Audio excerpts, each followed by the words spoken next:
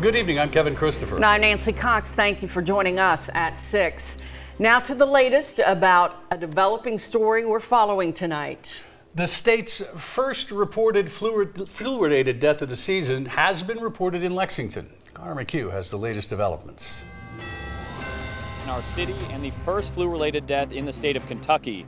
They also say it comes earlier than any flu-related death during last flu season. The U.S. government calls last flu season the worst in nearly 4 decades. Of the 80,000 flu-related deaths, 325 were in the state of Kentucky and 127 were in Lexington.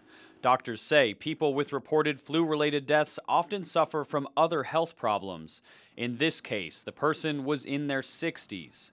The health department says the flu shot is still the best defense against the flu. It's really hard to give a forecast on how the flu season is going to be because it's the best guesses looking at other places, including Australia. We're also concerned that last year with the number of deaths, and then also people were talking about the ineffectiveness of the flu shot last year, and we don't want people to think that it's a reason to not get protected this year. The folks here at the Lexington Fayette County Health Department say there are plenty of flu shots to go around this season. You can come get them at a small cost every Monday through Thursday, but this Thursday they will be giving them away for free between noon and 6 p.m. We're covering the news in Lexington from the LEX T-Mobile Newsroom. Back to you. Jury selection is underway in the trial of the accused killers of Trinity Gay. The 15-year-old was caught in the crossfire of a shooting in Lexington back in October of 2016. Kylan Mills has the details in the LEX 18 Big Story at 6. A teenage girl with a bright future taken far too soon. 15-year-old Trinity Gay was hit by a stray bullet and killed during a shootout in the parking lot of the Cookout on South Broadway in October of 2016. She was an amazing child, just had so many goals, inspirations, things that she wanted to do that she was not able to do. The standout student athlete was also the daughter of track and field Olympian Tyson Gay. We spoke to Trinity's family on the 1-year anniversary of her death. To me, it's more of a celebration of life, a journey towards healing. Another step in that journey is justice. Chazare Taylor is charged with murder in Trinity's death. DeMarquio Taylor, Lamonte Williams, and Devonta Middlebrooks all charged with wanton endangerment. Today, jury selection started in their trial. Families still trying to cope with another year without Trinity. We are a very close-knit family, and we do everything together. So just her goofiness, the laugh, it's missed. Covering the news in Lexington, Kylan Mills, LEX 18 News. Of course, our big weather story for the last week has been the incredible heat. The big weather story this week is going to be Hurricane Michael. Now, it won't impact us, it looks like it, to a great degree, except for changing our overall weather pattern. But this is going to be a big deal storm. You can see the explosion of clouds around the center. You see the rotation going on there as it pulls away now from Cuba. 80-mile-per-hour hurricane. It has been strengthening rapidly since yesterday. As a Category 1 hurricane moving into the very warm waters of the Gulf of Mexico. Should be a Category 2 by tomorrow afternoon. Again, with warm water continuing in front of it. Should be up to a Category 3 well before landfall Wednesday. Now, this is Wednesday early in the morning there at 1:20 south of Panama City. Looks like a landfall somewhere around Panama City or Destin, at least according to the computer modeling at this point, kind of our best shot at this. Everything's pretty well clustered around that. As a Category 3 storm with the heavy rain, the incredible winds, damage potential is high with this system. On our Max Track Live Doppler, nothing of the sort for us. We've got a little smattering of showers around. You take it down into Boyle County. You've got rain in Danville back over to Perryville. In fact, our Kentucky One Health weather bug camera in Danville shows that it is indeed raining there at Center College. All righty, we've got that rain. We've got more rain on the way as we transition to cold. We'll have that for you in just a minute. Thank you, Bill.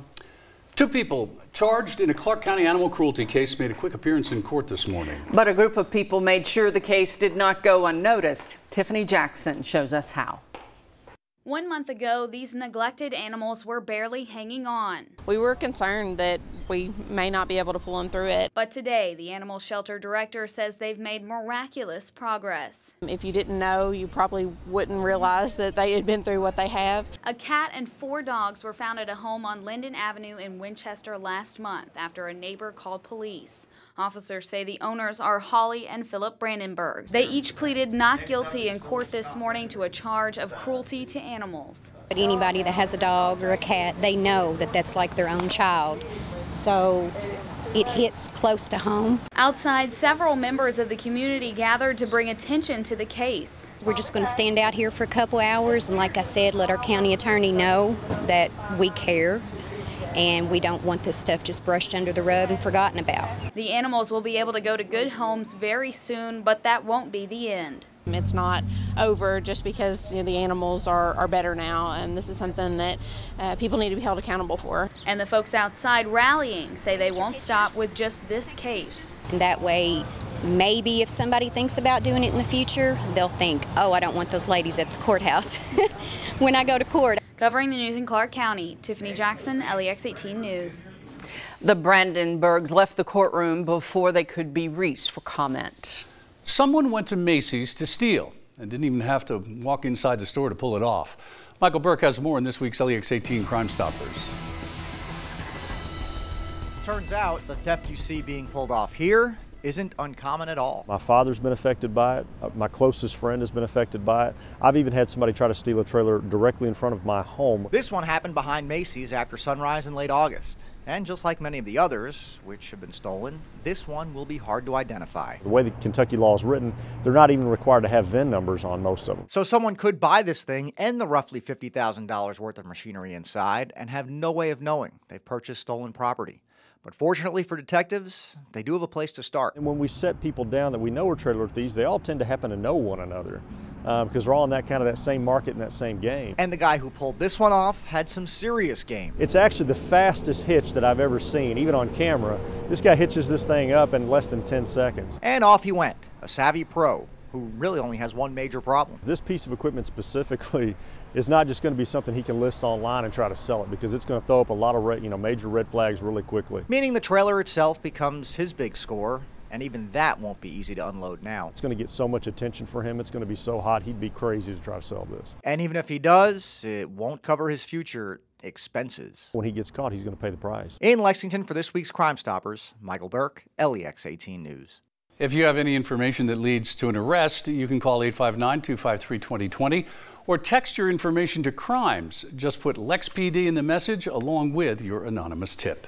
Haiti is recovering from the aftermath of an earthquake and aftershocks. At least 12 people were killed, more than 100 injured, and thousands of buildings and homes were destroyed. Conroy DeLuche talked to a native Kentuckian who has made Haiti home about the help that's needed. Experiencing an earthquake is nothing new for Diana Owen and her family. You just have this horrible sinking feeling in your heart like you're not going to get out. Owen's family operates Waves of Mercy, a Christian ministry dedicated to working with the poor and forgotten in Haiti for almost 40 years. Owen was already surveying damage from Saturday's 5.9 quake and was sending emails on Sunday night when her house in Port-de-Paix shook again. When it hit yesterday and that bed started the same thing, I knew, oh no, not another one. 12 people have died, close to 200 people are injured. Buildings destroyed, and sheer panic across the city and region the Owens call home. Every place I went, all up and down the street, people had their supplies tied on top of their heads in old scarves or handkerchiefs or little suitcases, and everybody was leaving. They've been helping to treat as many wounded as possible, but they're running low on supplies and hoping for help. We need money for medicine. We need money to help get some of these walls back up in the homes. While the destruction is widespread, she says the spirit and strength of people will carry them through, just like it did in 2010. Covering the news, Conroy DeLuche, LEX 18 News.